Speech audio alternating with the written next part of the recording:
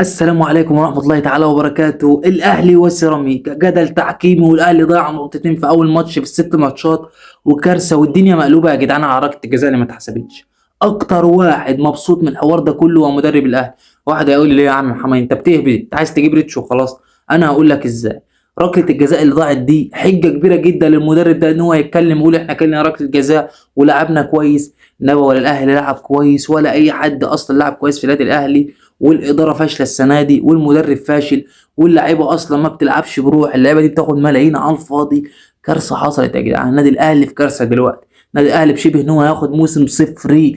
النادي الاهلي خرج من كاس، خرج من افريقيا، وبنسبه كبيره جدا مش هينافس على الدوري، والمنافسه هتكون بين نادي الزمالك ونادي بيراميدز. دي النقط اللي لازم نجاوب عليها، هنجاوب عليها في الحلقه دي. اهم حاجه مش تصلي على النبي وتعمل لايك للفيديو. يلا بينا نبدا. صلي على النبي يا صاحبي بالراحه كده، ومش عايزك تتعصب، مش عايزك تشتم الحكم وتشيل ذنوب على الفاضي عشان خاطر كوره معفنه انت شلت ذنوب بسببها. تمام. اول نقطه هنتكلم فيها نقطه ركله الجزاء. ركله الجزاء ديت في حكام بيحسبوها وحكام ما يحسبوهاش. انا من وجهه نظري محمد نجم الكوره دي تتحسب منعا للجدل، لان الكوره دي 50 50. واحد اقول لك اللاعب ما مدش ايده للكوره، واحد اقول لك اللاعب ايده ما راحتش للكوره. هي نفس الفكره. الكوره دي 50 حاجه 50، حكم يحسبها وحكم ما يحسبها. تمام كده. دي من وجهة نظري، انا شايف الكرة كان ممكن تتحسب افضل من الجدل ده كله. ثانيا، تاني نقطة هنتكلم فيها النادي الاهلي. انت كمشجع للنادي الاهلي شايف النادي الاهلي يلعب كويس اصلا؟ انت شايف انت تستاهل الفوز بعيدا عن ضربة الجزاء اصلا؟ النادي الاهلي ما لعبش بجنيه كورة، والنادي الاهلي ما يستاهلش الفوز، والنادي الاهلي سيء السنة دي. وخدها مني محمد نجم، انا راجل عندي 23 سنة، مش كبير بس بفهم في الكورة اكتر من 3 ارباع الناس اللي في البلد. النادي الاهلي هيطلع بموسم صفر. انا مش عارف انا بقول كده ليه، بس انا احساسي والارقام وكل حاجه بتتكلم دلوقتي والمنطق، بعيدا عن التعصب. جماهير الاهلي انا عارف ان هي متعصبه دلوقتي يا جدعان. النادي الاهلي هيطلع بموسم صفري السنه دي. بعيدا بقى كده اتكلمنا عن ركله الجزاء وعن مستوى النادي الاهلي.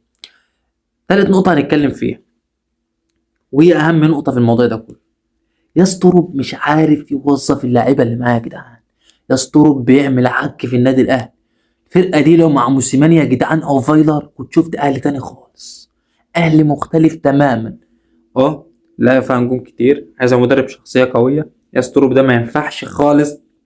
مادي النحاس النادي الاهلي مشاه، لو كان فاضل كان خد الدوري يعني بفرق 4 5 ماتشات، لان نادي الزمالك السنة دي اصلا في ظل الازمات ديت المفروض ما كانش اصلا يتصدر الدوري. نادي بيراميدز طلع من افريقيا، ونادي الاهلي معاه الميزانيه الاكبر، فلازم الاهلي كان هو اللي كسب الدوري او كان نافس على الدوري لاخر ثانيه.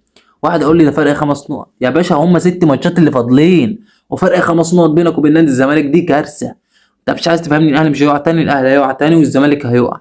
بس توقعاتي النادي الاهلي لازم ينظم نفسه، ولازم الاداره تمشي. من وجهه نظري الكابتن محمود الخطيب كفايه عليه لحد كده، لان النادي الاهلي ما بيجيبش صفقات عشان يفيد الفريق.